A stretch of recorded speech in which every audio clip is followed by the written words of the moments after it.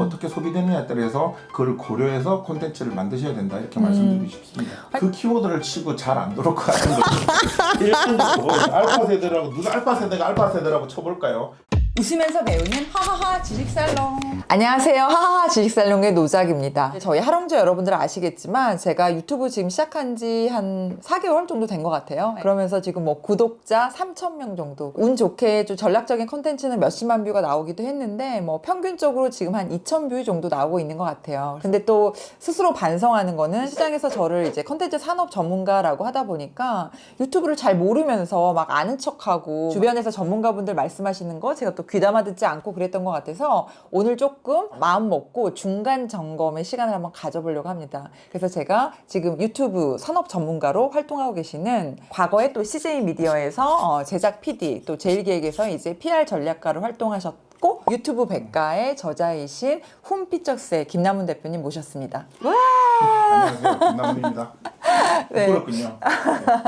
그러면 저희 오늘 김남훈 대표님과 차근차근 이제 하나씩 제가 질문들 좀 던져 볼 텐데 우선 저희 하하 지식살롱의 구독자시잖아요. 그래서 그냥 한두 줄로 뭐가 문제다 좀 말씀해 주실 수 있을까요? 저 괜찮아. 진짜 괜찮아. 정말. 우리 그 정도의 사이는 되잖아요, 대표님. 말해주는 사람이 안 괜찮은 것 같고요.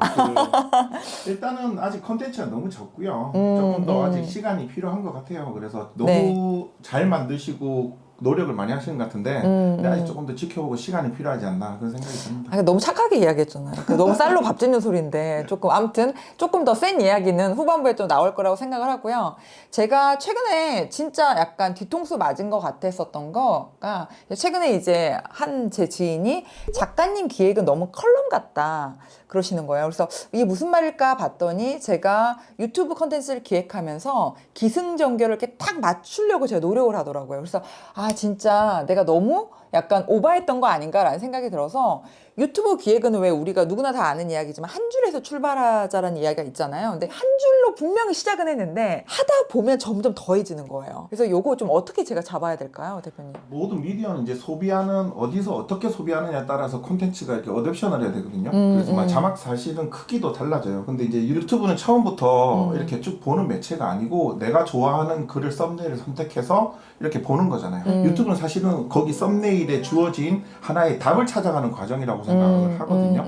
모든 채널이 다 같은 건 아니고 유튜브 채널 중에서도 또 교양이나 지식 같은 경우는 거기에 대한 답을 찾아가는 과정이기 때문에 그것에 딱 해당하는 어떤 답을 솔루션을 내주는 게 가장 맞는 것 같고요. 쇼츠도 그런 관점에서 보면 지나가다 약간 광고 같은 거예요. 그래서 나오면서 눈길을 몇 초 안에 잡아야 되기 때문에 어디서 어떻게 소비되느냐에 따라서 그걸 고려해서 콘텐츠를 만드셔야 된다 이렇게 말씀드리고 싶습니다. 이게 약간 제가 늘 해왔던 방식대로 하고 있는 것 같아요. 그래서 아무래도 기업에서 또 계속 전략 보고서 쓰다 보니까 그런 레거시 포맷이 저한테 좀 정착되어 있는 거 아닌가라고 하고 좀 반성을 하고 있는데 노 작가님의 그 이전의 히스토리를 알고자 하는 또 팬들이 있을 수도 있어요. 유튜브 세계는 정말 넓습니다. 그래서 나중에 이제 촬영은 그렇게 하되 편집단에서 3인칭으로 자기 스스로를 바라보는 게 굉장히 중요하거든요. 그만큼 보고 나서 시청자가 요거를 원하지 않을까라는 객관적인 시각으로 편집을 하는 게 더 맞지 않을까. 그럼 결국에는 그런 것 같아요. 정리하자면 제 어떤 답변하는 스타일을 좋아하는 우리의 커뮤니티도 분명히 있을 수 있으니까 제 스타일대로 하되 편집할 때 요즘 트렌드로 쳐낼 거 쳐내고 좀 이렇게 임팩트 있게 가면 되겠네요. 분명히 작가님 좋아하는 콘텐츠나 이런 부분은 좋아하는 또 덕들이 있을 수 있거든요. 저도 덕이니까 그런 사람들하고 공감대를 쌓아 나가는 거죠.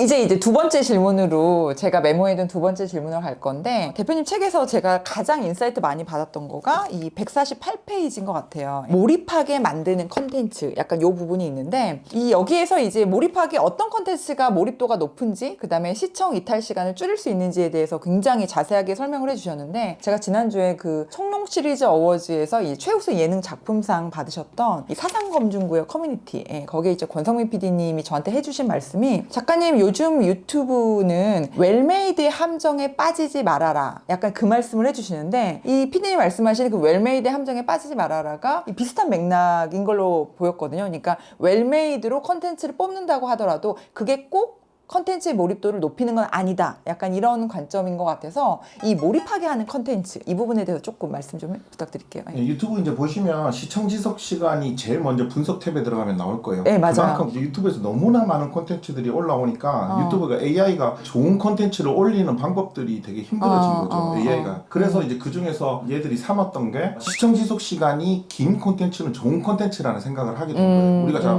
영화를 보더라도 너무 재밌으면 시간이 순삭되는 게 있잖아요. 콘텐츠 안에 몰입이 되면 시간이 순삭되고 넘어가는 그런 기분을 느낄 수 있다. 뭐 그게 이런 꼭 것들은. 웰메이드일 필요는 없다는 거잖아요. 그럼요. 그렇죠? 재밌으면 되는 거죠. 그래서 제가 예를 많이 드는데 빠니보트 같은 경우는 자막이 그냥 밑에 단순하게 나오잖아요. 그런데도 거기 간 거 같고 막 빠진 거 같고 몰입을 탁 하죠. 예, 몰입을 하는 거잖아요. 저는 이제 PD 출신인데 처음에 미국에서 오자마자 유튜브 강의를 열었는데 강의를 하면서 많은 사람들이 저한테 요청했던 게 사실은 자막을 TV같이 어떻게 만드느냐 했어요. 그러니까 처음에 이제 무한도전 같은 자막들을 만들고 싶었던 거죠. 그게 몇 년 전이죠? 그게 2017년, 18년 정도 초창기였던 것 같아요. 근데 한 1, 2년 있다가 2020년 정도에 뭘 요청했냐면 애프터 이펙트 하는 방법을 가르쳐달라고 했죠.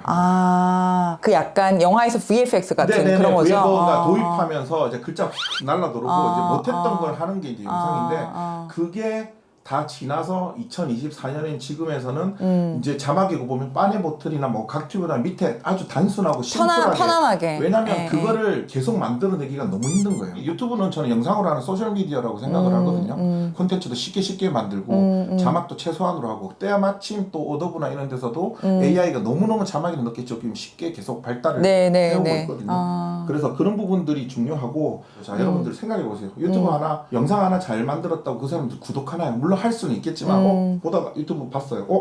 재밌겠네. 그럼 그 다음 거 보죠. 그럼 또 재밌겠네. 그 다음 거 그 다음에 마음에 들어. 그럼 나중에 봐야지 하면 구독을 누르는 거예요. 반복되어야지. 이게 소비자들이 원하는 이해하는 스토리텔링으로 최소한의 자막으로 꾸준히 만들어내는 방식을 취하는 게 그게 웰메이드가 아닐까 아까 그 말씀하신 그것도 되게 재밌었어요. 그러니까 2016년도에 대표님한테 계속 조언하셨던 거가 TV 자막 같은 웰메이드. 그 다음에 조금 시간이 지나고 나서는 쉰 가는 거, 그 VFX 같은 그런 효과들, 이펙트. 그 다음에 이제 세 번째가 이제 조금 더 자연스러운 어떤 스토리텔링. 이게 결국에 시장에서 대표님한테 조언을 구하는 것 자체가 지금 유튜브 시장의 흐름이 아닌가? 라는 생각이 들거든요. 네. 결국에는 효과에 집착하는 것보다는 본질에 들어가야 되는 거고 영상 너머, 미디어 너머에 있는 어떤 얘기를 하느냐. 그거를 보고 싶어서 유튜브를 보는 거 아닌가 그런 생각이 맞는 것 드는 같아요. 거예요. 자, 이제 그러면 세 번째 질문.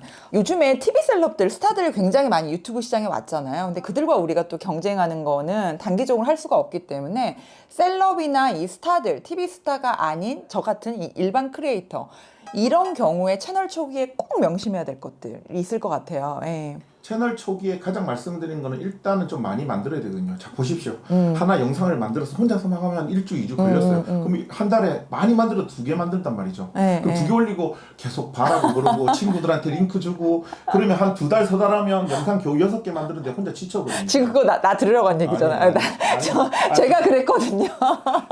그래서 일단은 유튜브는 소셜미디어, 영상으로 하는 소셜미디어니까 많이 가볍지만 만들고 정 부끄러우면 올려보시고 다시 닫으시면 비공개로 내리시면 돼요. 자기가 잘 아는 소재를 정해서 자주 찍어서 올리다 보면 달라집니다. 그래서 각튜브도 처음에 저 완전 초창기에부터 봤거든요. 몇백 명 안 될 때부터. 근데 편집 실력이 자꾸 올라가는 거예요. 그것처럼 계속 한번 시도를 좀 편하게 1일 1 콘텐츠처럼 쇼츠가 나오는 맞아요. 그러니까 결국에는 그거네요. 1일 1 콘텐츠라고 말씀하셨는데 뭐 그게 하루에 하나는 좀 어렵다고 하더라도 거의 소셜 미디어처럼, 그러니까 유튜브를 그냥 피드처럼 생각하라. 그게 정답인 것 같아요. 네. 네 번째 질문으로 가자면 지금 모든 어떤 시청자들이 IT 알고리즘 때문에 굉장히 흩어져 있잖아요. 취향에 따라서 감각에 따라 흩어져 있기 때문에 결국에 이 굉장히 큰 대중이 아니라 커뮤니티 소통을 해야 된다는 것도 대부분 알고 계실 것 같아요. 저희 크리에이터들은. 근데 저도 이 커뮤니티가 중요한 건 아는데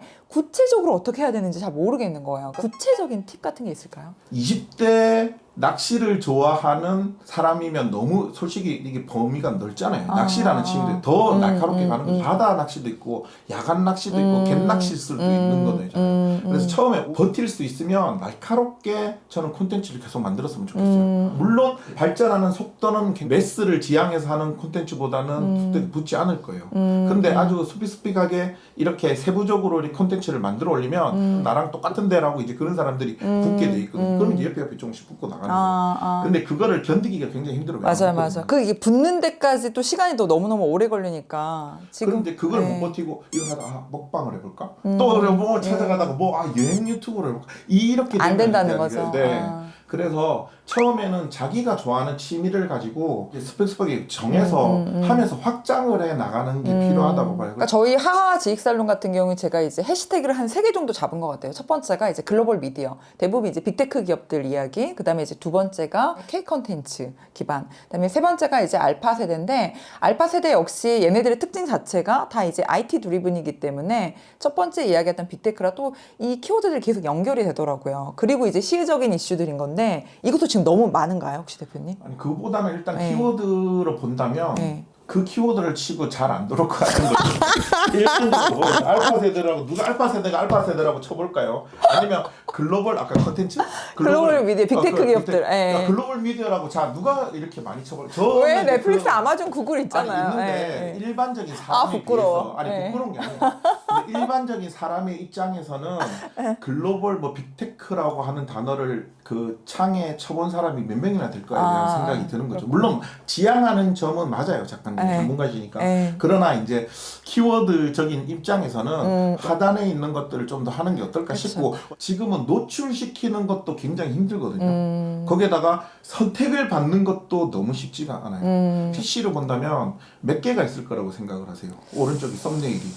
보통 한 10개 있었던 것 같아요. 8개가 딱 8개 정도? 뜨고 이제 아. 광고가 하나 뜨면 7개, 그럼 7등 안에 들어가야지 우리가 거기를 올리는 거예요. 그래야지 떡상에 기회가 있는 거죠. 뭔가가 이제 클릭을 받을 기회가 생기는 거죠. 그러니까 이제 썸네일이고 영상을 하나 만들려고 보시면 너무나 힘든 작업이기 때문에 그거 만든다고 막 일주일, 2주일 걸려버리니까 거기서 조회마저 못 받는다면 아예 내가 만든 걸 보여줄 기회마저를 못 얻는 거예요. 그래서 썸네일 해시태그를 강조하는 이유가 어떻게라도 노출이 돼서 어떻게라도 간택을 받고 나서 그 다음에 잘 만들기 위한 거니까. 네네네. 그래서 어쨌든 그런 부분들을 좀 고려해서 시간이 가시면 작가님은 오르실 거예요. 다만 시간을 줄이자는 거죠.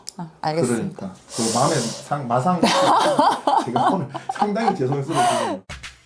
저희 5번째 질문인데 이것도 아마 시청자 여러분들 다들 아시는 내용일 것 같아요. 왜냐면 유튜브에는 답이 없다. 이것도 굉장히 많이들 아시는 내용인데 그럼에도 최근의 트렌드라는 게 있을 것 같은데 근데 제가 유튜브 비전문가 입장에서 제가 봤을 때는 2가지 정도 흐름이 좀 보였어요. 첫 번째가 뭐냐면 러닝타임이 점점 길어지는 듯한 느낌이 들더라고요. 뭐 40분, 50분. 물론 약간 스타 웹예능 채널들이긴 하지만 그리고 두 번째는 유튜브를 이제 TV처럼 보다 보니까 TV가 완전히 진짜 대체제가 된 느낌이거든요. 그래서 최근에 어떤 유튜브 트렌드? 기획 트렌드? 뭐 이런 게 있을까요? TV가 대체된 거는 맞는 것 같고요. 작년에 뭐 데이터를 봤는데 70대 이상 유튜브 사용률이 거의 100%에 가깝다는 거죠. 네네네. 60대도 99점 몇 %고 그리고 콘텐츠가 길어진다는 거는 길게 그렇게 만들 수 있는 건 사실은 공중파나 잘 만드는 사람들이 만든 웰메이드 콘텐츠예요. 기본적으로. 그런 것 같다. 대부분 이제 제가 생각하는 뭐 짠한형이라든지 핑계고라든지 그게 되게 프로덕션 자체도 메이저일 거잖아요. 그러다 보니까 그게 가능하겠네요. 네, 그래서 긴 시간을 뭐 일반인들이 못 한다는 게 아니라 확률적으로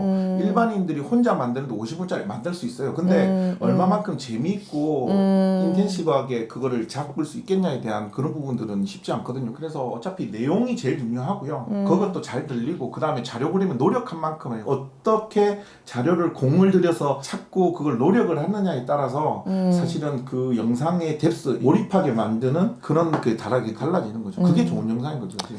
알겠습니다. 제가 지금까지 이제 질문 드린 거에 대한 답변 좀 잘 해주셨고 파트 2에서는 조금 더 저희 깊숙하게 뭐 제작이나 그리고 이제 운영에 대한 채널 운영에 대한 실무 팁을 좀 여쭤보려고 하는데 이 파트 1에서 진짜 딱 한 줄로 좀 뭔가 정리해 주실 수 있을까요? 일단 주제가 선명하고요. 그 주제를 이제 선명한 주제. 네. 나타내기 위해서 잘 보이고 잘 들리게 만드는 게 제일 중요한 것 같아요. 선명한 주제와 잘 보이고 잘 들리게 약간 이게 좀 하이라이트인 것 같습니다. 웃으면서 배우는 하하하 지식살롱. 안녕하세요. 하하 지식살롱의 노작입니다. 재밌다 이거. 아니 현장 PD가 앞에 있으니까 너무 재밌다. 지금 카메라맨 하시고 현장 PD 하시고 지금 이게 좀 찍히는 나 지금 대표님 너무 웃겨. 대표님 왔다 갔다 하는 거. 하는 게 이게 제 채널이 웹예능이 아니고 지식 채널이다 보니까 네네네. 저거를 한번 확인 좀 하고 내가 나도